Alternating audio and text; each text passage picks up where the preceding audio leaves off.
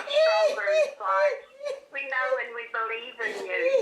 We always have and we always will. We love you, big time. Hai ana te ngākau o tēnei kuia o Ngāti Pikiau, me Ngāti Rongo mai, te kite ko tōna moko kauae, e tūkino hi ana. Still hurt, still angry.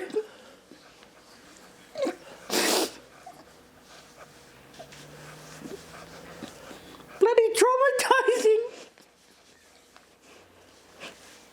E tangi ngātahi ana, Alan Tamati, rāua ko tana mokopuna, āna he rā parata, te kite i tōna mata ki ngā papapānui o Hobson's Pledge.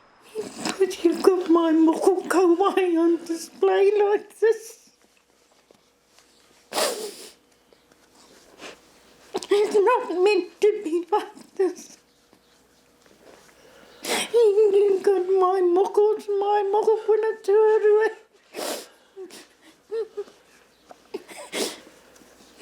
I feel angry. My nan shouldn't have to feel like this. She was already brought up in that generation that got real beaten out of them. And now she's having to go through this when all she does is fight for Māori. And they're using her image against her to promote an opposite view. I'm angry. Kauawhia na te mokopuna i tōna kuia i te ata nei. That's my nan. That's not what she is. That's not who she is. That's not what she stands for. And I was researching, trying to figure out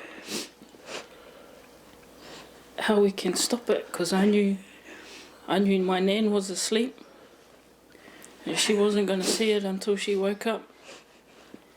And I knew it was going to be mamai for her, so I needed to find out how to stop it, because I don't like seeing my nan like this.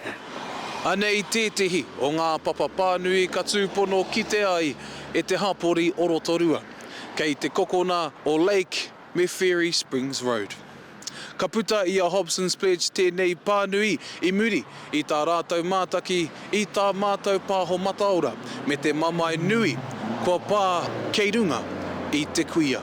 E ai ki a Hobson's Pledge i roto i tēnei pānui kei te pauri rātau i tō rātau pānuitanga kua pā kino ki te tangata.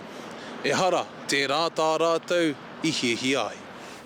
Messed with the wrong auntie, nan, Bessie, kuia. How can people do that? You chose the wrong nan to pick on. She's got so many mokos that love her and a whole iwi that backs her. Wrong nan, bro. Hasn't she been through enough? Has our people not been through enough? We have to wrongly obtain the images and use them to promote your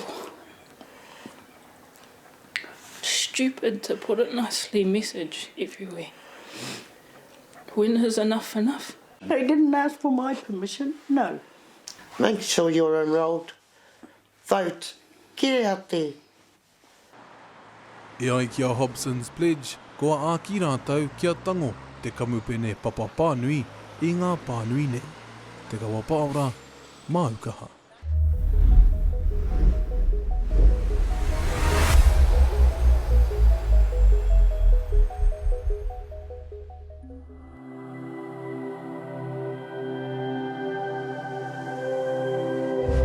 Ko te reo, te take.